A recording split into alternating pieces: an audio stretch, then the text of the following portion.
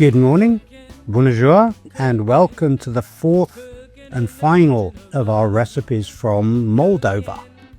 And to finish with, we're going to do the most common cafe food, street food, fast food, if you like, and it's called Placinte. So Placinte is usually referred to as pie, but it's somewhere between a pie, a pancake, and a bread, because it uses a bread dough mix, and then you stuff it with whatever you like. We're going to do today the classic cheese stuffing, so it's a cheese pie, but you can put all sorts of other things, including sweet things like jams and chocolate in there, and have a sweet Placinte if you want. But today, as I say, we're going to do the classic version. You can also make it even quicker to make by not using yeast, but just using baking soda. Then you don't have to worry about leaving it to rise and everything. But today we're going to do the full traditional mix with traditional bread dough using yeast. So for that we'll need some flour. Plain flour is completely fine. Some salt, a little bit of sugar, just half a teaspoon of sugar, some yeast, a little bit of olive oil, and some water, which is being heated up to about 40 degrees, lukewarm, but a bit warmer than lukewarm rather than cooler, because it needs to be the right temperature for the yeast to activate. And then the stuffing mix is basically onion, which I'm going to chop finely and then fry off. I've got two types of cheese. Feta is the closest to the traditional Romanian, but then I've also got some, I'm using some Havarti, which is a Danish one I can get here, but any creamy yellow cheese, yellow mozzarella would be ideal to give it that gooey, stretchy, cheesy taste, and a little bit of dill. And that's it, that's all we need. I've already heated my water, to which I added my sugar first, so the sugar's dissolved in there to help the yeast activate. I'm now going to sprinkle a teaspoon of yeast onto that water. Just give it a gentle stir, and then leave that, I hope, in about 10 minutes. The yeast will have activated and it'll be frothing on top, ready to make our bread dough. So let's have a quick check on the equipment while we're waiting for that to happen. Today we're going to need a chopping board, a knife, a mixing bowl, a jug, a rolling pin, and a frying pan. Okay, so I've got my flour now in my bowl. I'm just going to add my salt, so half a teaspoon, and then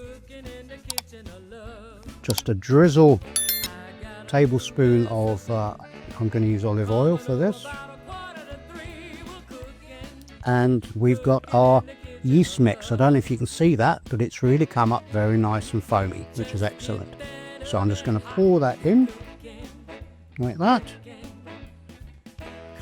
and then I'm going to get my hands in here and get very messy and sticky. It'll start off very sticky, but it'll finish up hopefully as a nice ball of dough. So I did a dough back in December, and if you want to check the video for pasta maglia, it's exactly the same process. So I'm going to combine these ingredients, and I'm going to knead the dough for about 10 minutes on my board here, and then I'm going to cover it and put it somewhere warm to rise for about 2 hours, depending on the temperature.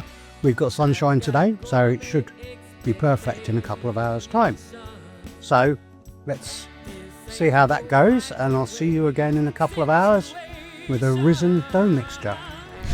Our ingredients today are 250 grams of plain flour or plain flour bread flour mix, a teaspoon of dried yeast, half a teaspoon of sugar, half a teaspoon of salt, 125 milliliters of lukewarm water, 3 tablespoons of olive oil, around 180 grams of cheese grated, half an onion finely chopped, and a half a teaspoon of dried dill.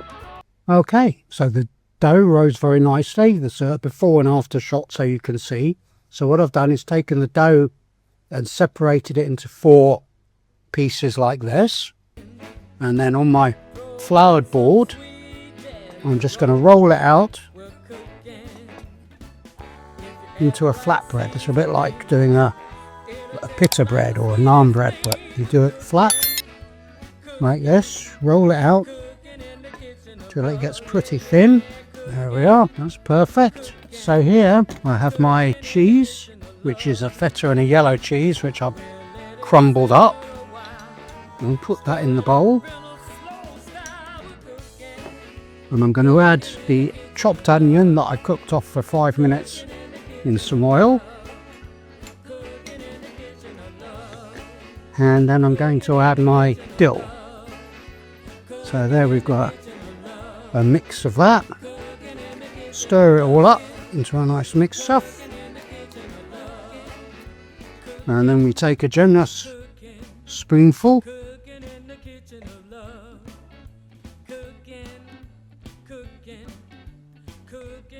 like that. Ooh.